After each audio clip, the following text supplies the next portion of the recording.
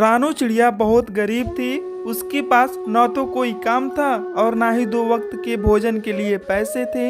वो करे तो क्या करे। रानू चिड़िया बस यही सोच में थी। मैं तो भूखी सो जाऊंगी, मगर अपने बेटों को कैसे भूखा सुलाऊं? मुझे उसके लिए भोजन का बंदोबस्त तो करना ही होगा। ऐसे वो गरीब चिड़िया अपने पड़ोसी कालू कौवे के घर जाती है और थोड़ा भोजन मांगती है। कालू भैया, कृपया मुझ गरीब पर थोड़ी दया करें। मेरा बच्चा भूखा है, थोड़ा सा भोजन दे दें उसके लिए। अरे रानो बहन, ये कैसी बातें करती हो?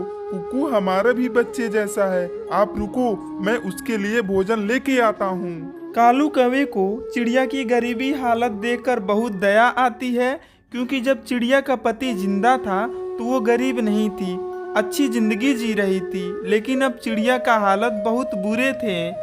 ये लो भोजन रानो बहन, और कुकू को खिला देना। मेरे होते हुए भी भूखा ना सुलाना। कालू भैया, आप मेरी बहुत मदद करते हो। मैं ये एहसान कभी नहीं भूलूंगी।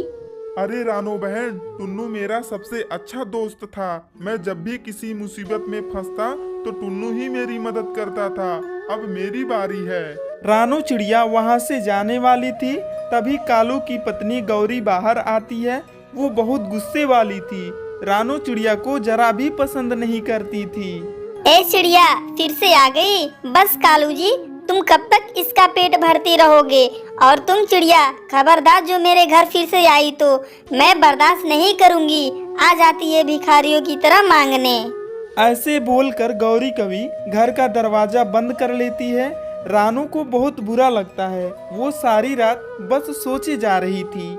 मैं क्या करूं जिससे मुझे दूसरों के घर से मांगना ना पड़े? मैं मेहनत करूंगी। अब मैं कालू भैया से कभी भी कुछ नहीं मांगूंगी। ये सोचते सोचते रात हो जाती है। रानू चिड़िया सोई भी नहीं थी। सुबह होते ही कबूतर सेठ के पास जाती है। वहाँ उसे मजदूरी का काम मिल जाता है, मगर ये काम रानू चिड़िया को हर दिन नहीं मिल पाता।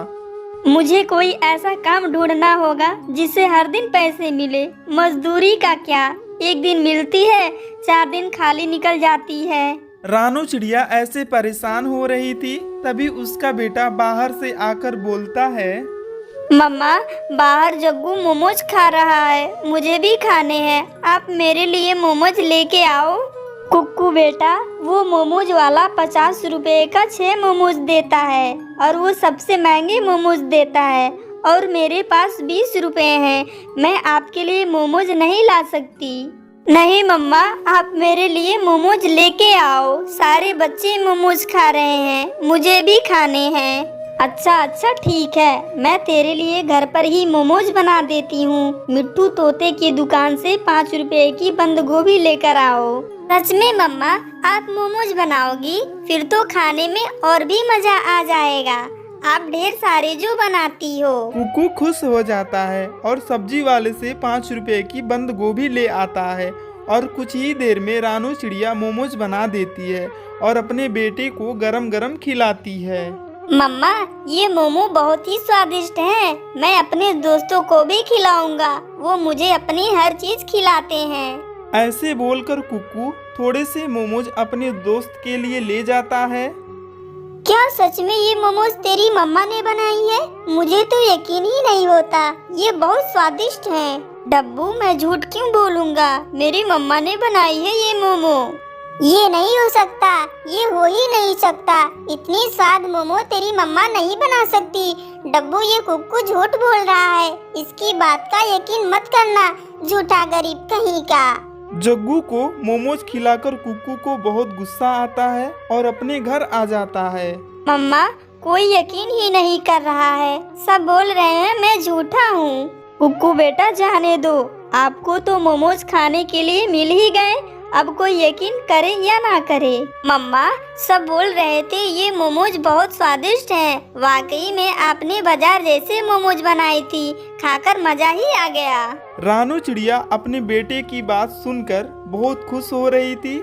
ऐसे ही दिन बीतते गए। सर्दियों का मौसम शुरू हो गया था। एक दिन रानू चिड़िया बाजार से जा रही थी तो वो देखती है, अरे बाप रे, मोमोज वाले के दुकान पर कितनी भीड़ लगी है। बेचारा किस किस को मोमोज दे। अरे बहन जी, मोमोज तो खत्म हो गए। सर्दियों में जितने भी बना लो उतने ही कम हैं। क्या कहा? खत्म भी हो गए? मेरा कितना मन था आज मोमोज खाने का।